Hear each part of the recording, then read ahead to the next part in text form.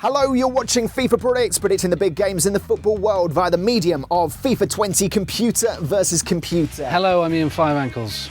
Today, it's Tottenham versus Bournemouth, Mourinho's third game in charge. It's good to see him back, Ian. It's really good to see the big man back, yes. I've always wanted to see him manage a small club without any chance of success, and it's finally happening. There's Christian Eriksen. Bittersweet moment for him. Pleased to be part of the team, but less pleased to be starting as part of a back seven. Yeah, a solid defensive base is the hallmark of any Mourinho team. He's looked at his back four and thought, do you know what, I'm going to chuck three more in there and hope for the best. Is this a deliberate tactic by Mourinho to counter what Pochettino's done? Eriksen starting when Poch put him on the bench. I think it is, yes. Mourinho's such a contrarian that whatever others do, he's going to do the opposite. So Eriksen on the bench under Poch, he's going to start under Mourinho. Serge Aurier rubbish under Poch, he's going to be blinding under Mourinho. There's every chance that a few weeks from now, he'll have made Harry Kane terrible. Such is the power of Mourinho. Spurs started brightly like a moth attracted to a light, but they kept banging their heads against the bulb. Quick thinking by EA to have Mourinho's likeness in the game so quickly. Yes, and so realistic as well. EA have clearly found a photo of Mourinho smiling from back in 2005,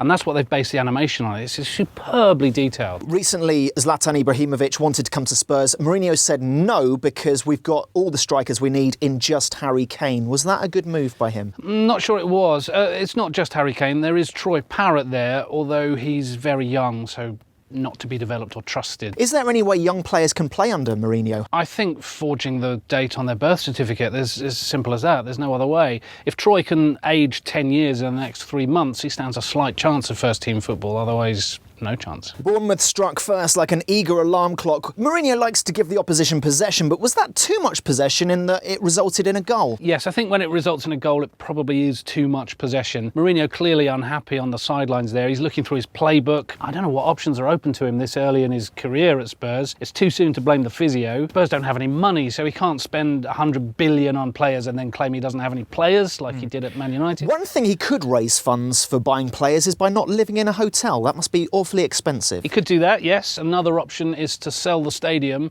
and then buy 11 wingers and convert them into defensive midfielders. Spurs thought they had two penalties. One they appealed for, but VAR adjudged there to have been a foul throw up the other end 10 minutes previously, and they had to go back in time to retake that. The other, Kane looked to have dived, Ian. Yeah. Kane looked to have dived. Yes, it's an interesting one if we look at this. Kane does appear to be diving. Halfway through the dive, he remembers he's English and therefore doesn't know how to dive, so he just stands back up again and looks slightly embarrassed. Are English players too honest, Yes. Ian? They're too honest. We've got an interesting stat here.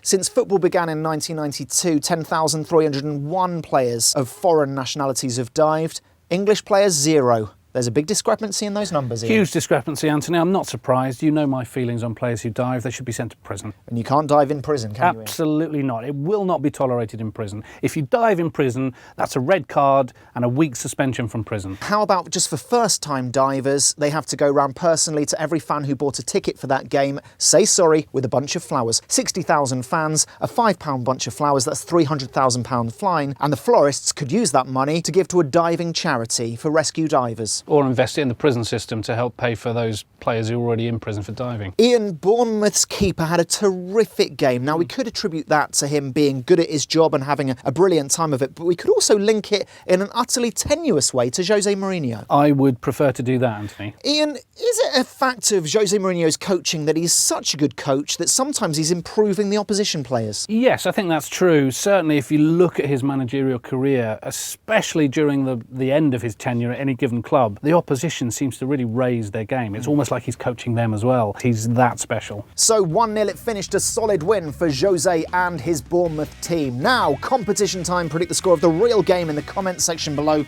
Get it right and you'll win this cup of air that Jose Mourinho exhaled a few years ago. It's a particularly special bit of air he's exhaled because he did that whilst he was hiding in a laundry basket whilst serving a touchline ban. So in amongst Mourinho's exhaled air, you also got used socks and jockstraps. It's worth having that in your life. And congratulations to last week's winners. You're winners with these winners.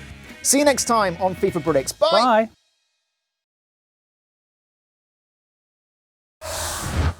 Thanks so much for watching ESPN on YouTube, and for more sports highlights and analysis, be sure to download the ESPN app, and for premium content and live streaming, subscribe to ESPN Plus.